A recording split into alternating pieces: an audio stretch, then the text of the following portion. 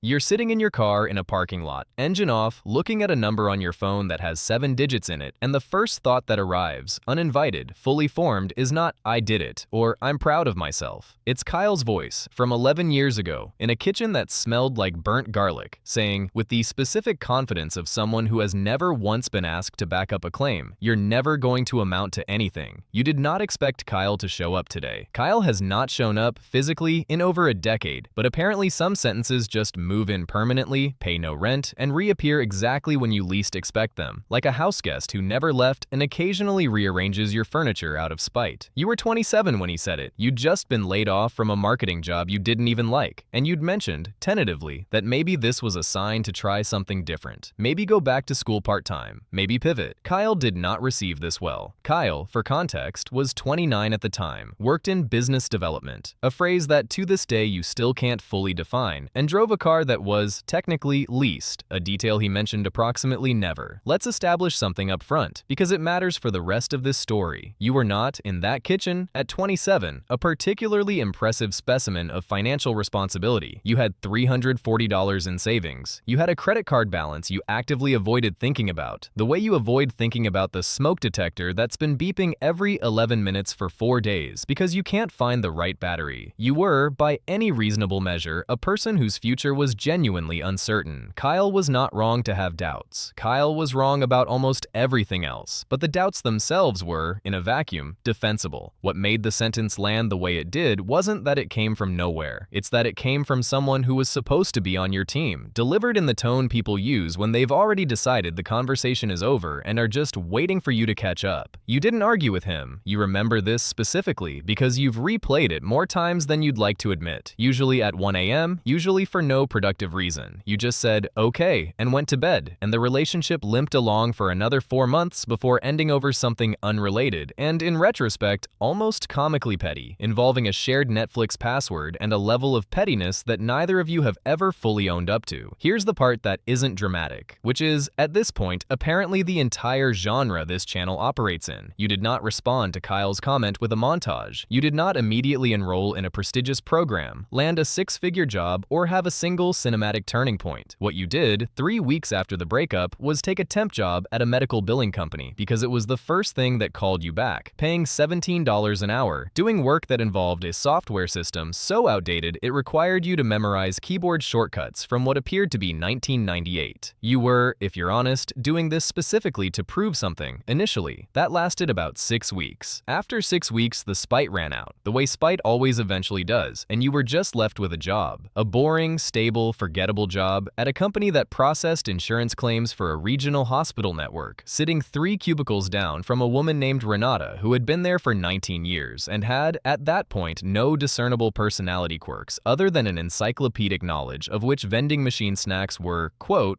not worth the calories. Historically speaking, Renata mentioned the 401k during your second week. Not as advice, just as a passing comment while you were both waiting for a printer that jammed with such reliability, you started to suspect it had a personality disorder. You should be in the retirement plan, she said. Doesn't matter how much, just be in it. She said this the way someone tells you to wear a seatbelt. Not urgent, not dramatic, just a fact of functional adulthood you'd be foolish to ignore. You signed up. 4%. You picked the number mostly because it was the middle option on a drop-down menu, which is, in retrospect, the entire financial philosophy of this story distilled into one sentence. You picked the middle option on a drop-down menu and then didn't think about it again for a very long time. Your first year's total contribution, including the modest employer match, $1,100. You want to be clear that this number, by itself, changed absolutely nothing about your life. You were still eating a concerning amount of the same $4 frozen burritos. You still checked your bank account with the specific dread of someone checking a wound to see if it's infected. Year 2. Renata retired. Her retirement party was in the break room, involved a sheet cake that said, "Congrats Renata," in blue icing that had clearly been applied by someone in a hurry, and she gave a short speech that mostly consisted of thanking the vending machine for years of honest service, mostly, which everyone laughed at, though you were fairly sure she wasn't joking. Before she left, she told you her number, not bragging. Renata did not brag, structurally, as a person. She told you the way she told you about vending machine snacks. Factually, salary, without embellishment, $640,000. 19 years, a billing clerk salary that never once cracked $50,000. You did the math on this later, in your car, in the parking lot, the same parking lot you'll be sitting in years from now with a much bigger number, and thought, with genuine surprise, wait, that's actually possible. You bumped your contribution to 6% that week, not because of some grand epiphany, because a woman who ate the same turkey sandwich for 11 years just quietly showed you a number that made your $4 frozen burritos feel less like a permanent condition and more like a phase. You dated a few people over the next several years. None of them get a chapter in this story, mostly because none of them said anything memorably discouraging, which, in retrospect, might be the actual bar for a functional relationship. And it's a little unsettling how low that bar apparently is. Your friend Denise, however, gets a chapter because Denise is the person who, 4 years into the billing job, at a birthday dinner where you'd had exactly 1.5 margaritas, mentioned that her cousin worked in health insurance underwriting and the company was hiring, and did you want her to pass along your resume? You said sure, mostly to be polite, mostly assuming nothing would come of it, the way you assume nothing will come of most things Denise suggests after 1.5 margaritas. Historically, a mixed bag of outcomes. Something came of it. You got the job. Underwriting assistant, $46,000 a year, which, compared to $17 an hour at the billing company, felt like a genuinely absurd amount of money. The kind of raise that makes you buy a slightly nicer bottle of shampoo, just to see what that's like. You kept the 6% contribution. You bumped it to 8% within the first year, again not out of financial wisdom, but because the new jobs enrollment portal, unlike the ancient billing company system, actually sent you a mildly encouraging email every quarter with a small chart in it, and something about seeing your own number visualized made you want to feed it, the way you'd absent-mindedly keep topping off a plant that seemed to be doing better than expected. Balance at this point. Roughly 7 years after the Kyle incident, you being 34 now, $61,000, not 7 figures, not close. If Kyle could see this specific number at this specific moment, he would generously be unimpressed, and honestly, fairly. But here's what you didn't know at 34, standing in your kitchen. A different kitchen, no burnt garlic smell this time, an actual upgrade. Eating cereal for dinner because it was Tuesday, and you'd earned the right to eat cereal for dinner on a Tuesday. The next decade was going to do something to that $61,000 that had very little to do with anything you were actively doing. Year 11 since the breakup. You're 38. You got promoted twice, modestly both times, now making $71,000 as a senior underwriter, a title that sounds more impressive at parties than it functions in actual daily life, which mostly involves spreadsheets and a specific kind of headache you get only on Thursdays for reasons science has yet to explain to your satisfaction. You increased your contribution to 10% somewhere in there, prompted by an HR seminar you almost skipped, sat through half asleep, and left having absorbed exactly one useful sentence. The S&P 500 has historically returned about 10% annually over long periods. A sentence you filed away the same way you file away most facts you don't immediately need in a drawer marked probably relevant eventually. Balance at 38, $198,000. You checked it once, on your phone, standing in line at the DMV, a location chosen entirely by the universe's sense of humor, and felt something you can only describe as quietly, privately smug, a feeling you did not share with anyone in line, mostly because the man in front of you was already having a visibly bad day about a title transfer and did not need your financial win narrated at him. You saw Kyle once, around this time, at a mutual friend's wedding, an event so awkward in its seating chart logistics that you spent most of the reception near the bar, which, in fairness,